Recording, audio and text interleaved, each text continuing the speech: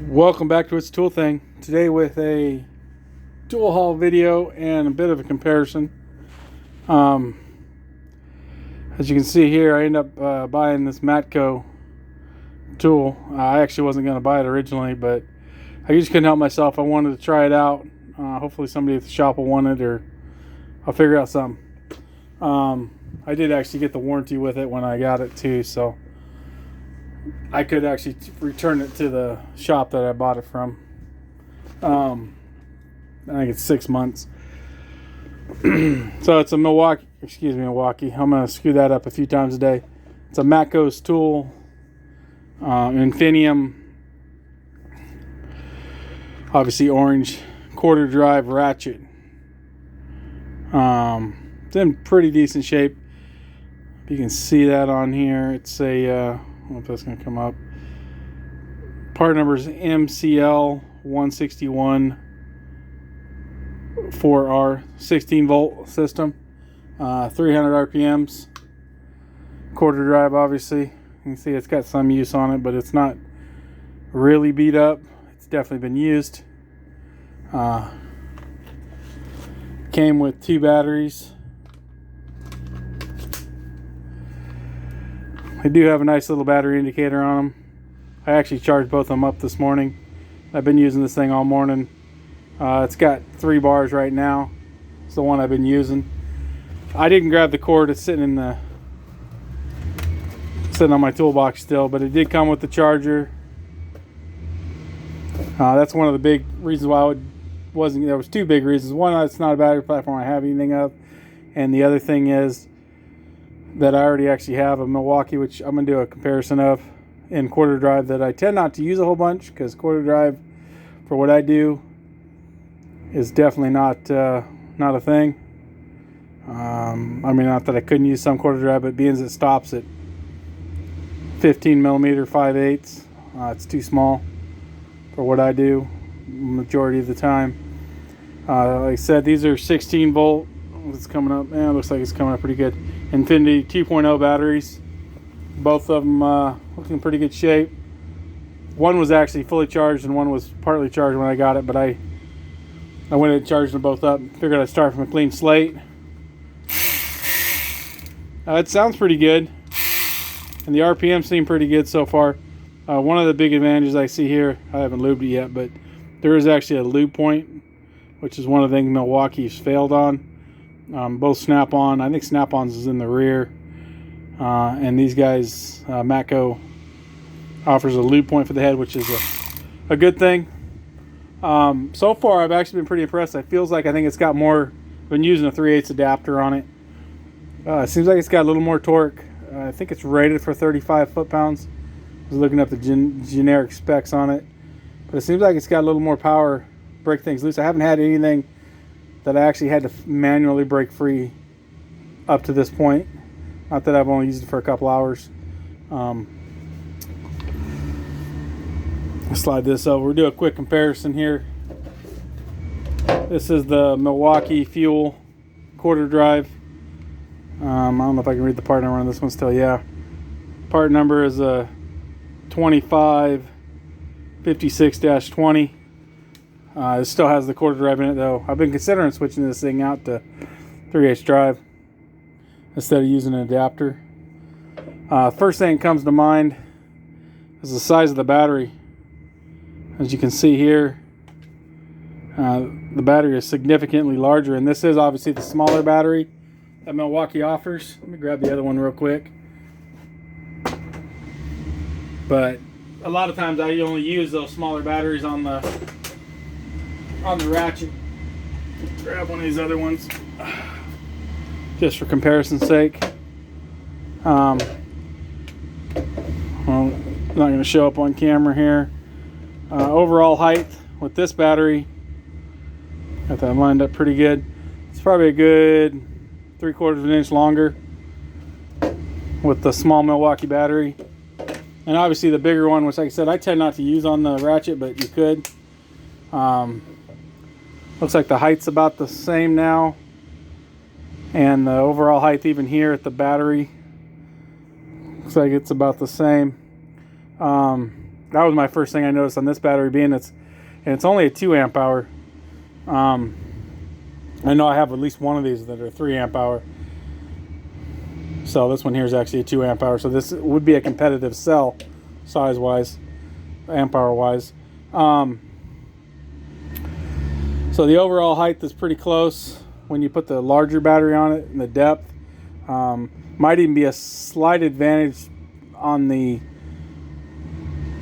Matco one, because half of the depth's in the rear, which, and I mean, yeah, it's still got to fit in there to a point, but there's less height between the front of the battery and here, whereas compared to this one, you've got a little more to the front of on the front side of the battery, even though the overall height's the same. I've been pretty happy with this trigger though too. A little bit more below profile. I've never been a big complainer about the paddle, though I could see where it could get caught on something. And this is still sort of a paddle, but it's a little bit lower profile. Feels pretty good in the hand. I don't know if we can do a speed comparison here. Guess we should be fair and put the 2.0 back in it real quick. So to be honest, I don't know how full this one is. Yeah, it's fullish. See if we can see a kind of a rough speed comparison.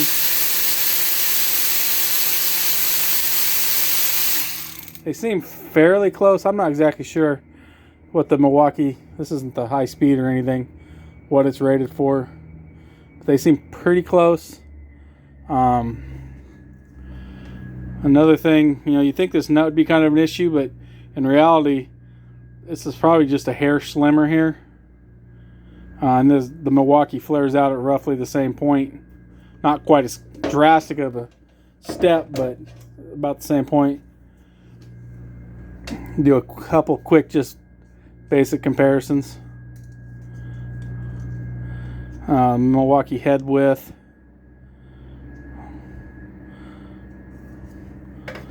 And they seem pretty comparable just eyeballing them.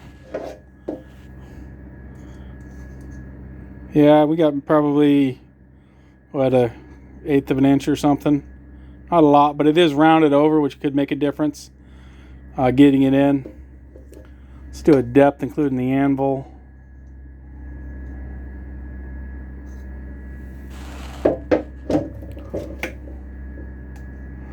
The Milwaukee, this does have the short knob on it. They actually don't offer the tall knobs on these, which could be a problem, maybe getting to it if you get it jammed in somewhere. Once again, probably more like 1/4 of an inch now shorter, but not a whole bunch of difference. I know a lot of people complain about the knob being hard to shift. I don't have too much of a problem. Definitely though, if you got it backed into something, let's say, you could potentially get to a point where you might not be able to get to that knob if you had something blocking that, where this one's at least sticking up and you could get in there with a screwdriver or something. So far I've been pretty happy with it. Like I said, I don't know what my plan is. Hopefully somebody here at the shop will want it and I'll just pass it along to them, but I really did want to try it out, and so far I've been pretty happy with it. I definitely would have bought it had I not had this Milwaukee already, but since I already have the Milwaukee, it doesn't make sense to start another battery platform, and I don't use quarter dry that much, and this one at least I could convert if I wanted to. Just trying to get an idea of the weight. It feels like the Milwaukee one, just doing it by hand, feels like a Milwaukee one might be just a little bit heavier. Maybe I'll take it in and actually put it on the scale in the parts area and see how close if I'm wrong or not. But they both feel fairly balanced. I ended up picking this one up, the whole kit, for $110. Like I said, I bought the return policy thing, so in case it didn't work or I didn't like it, I could take it back, so I wouldn't be strapped into it. It gives me a couple months to try it out. But I was actually surprised I got them to lower the price on this thing. The other thing I think is interesting, if I remember correctly, I know the batteries say they're made in Taiwan, but if I remember correctly from the other, and I don't think it says on here, I haven't really looked that close, but if I remember right, they're actually made in Japan. I could be wrong about that though, but they're not made in China if I remember correctly. They're either made in Taiwan or Japan. which is at least a little bit of an upgrade. Something kind of interesting I just noticed. It actually says, I don't know if you can read that in there, but right there it actually says 14.4. Huh, interesting. So I just want to do a quick tool haul and a little comparison. So far I've been pretty happy with it. Seems to work pretty good. I'm going to put it through paces. I'll do a follow-up here in a couple weeks probably. Thank you for watching. Was it a good choice to buy this? Should I stay away from the Matco stuff? I don't have a Matco dealer, so that's definitely a problem. Granted, probably wouldn't have any warranty anyways, so it's not like a hand tool where, you know, if it broke, I'd have to either send it in direct to Matco or something for repair. Thank you for watching. Please like and subscribe. And as always, have a great day.